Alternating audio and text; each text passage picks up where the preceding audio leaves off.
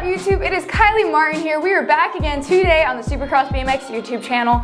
And guys, are you someone that is struggling with bike control? You don't know where to start, you're just trying to get better at it, and you're overall just lost? Okay, that's the case for a lot of people right now. It's the new season, you guys are still getting used to those bikes that you got at Christmas and the holiday time. So guys, in today's video, we're gonna be going over a couple different ways that you can get more comfortable on your bike and gain more control and skill. So let's get into it.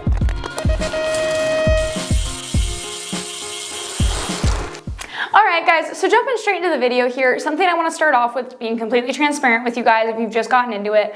Ride your bike as much as possible. Your comfort, your skill, your control, all of that stuff is going to go up exponentially, which for you little guys out there that are watching, that means it's going to shoot. Anyways, little math lesson with Kylie here. But like I said, guys, the more that you're on the bike, the more comfortable you're going to get, the more control you're going to gain because you start understanding how the bike's moving. You understand how you need to maneuver the bike for certain things. And overall, you're just getting used to being on it, especially if it's your first time on a bike. You haven't been riding one in forever. It's a completely new setup. Geometries differ a lot, setups differ a lot depending on where you get it from. So like I said, familiarizing yourself with the bike is so important, which is why you should ride it as much as you possibly can. And this is going to segue into the next thing here. You don't have to just be riding at a track, okay? I'm not saying that you get off school and you should be rushing out to the track to go ride and be the first one there. You can ride it up and down the block. You can take it to skate parks, which depending on what bike you have or how expensive it is, maybe you shouldn't do that. Parents might get mad at me. That's my bad. But you should be riding it as much as possible. When I had first started out, I took my bike to the skate park 24/7, guys.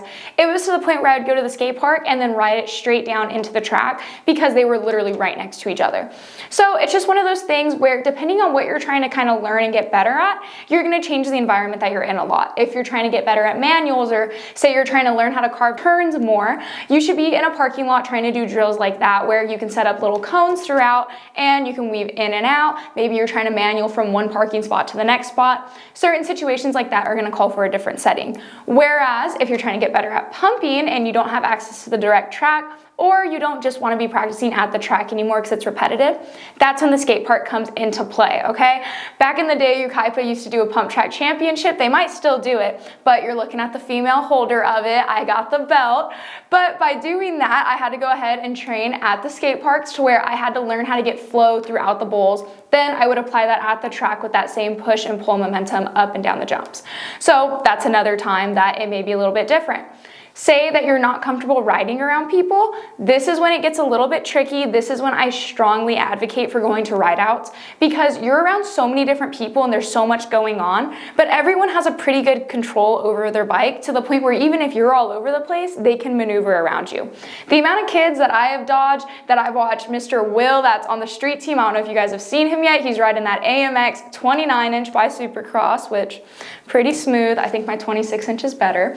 Anyways, though, I've seen him go ahead wheelie around kids.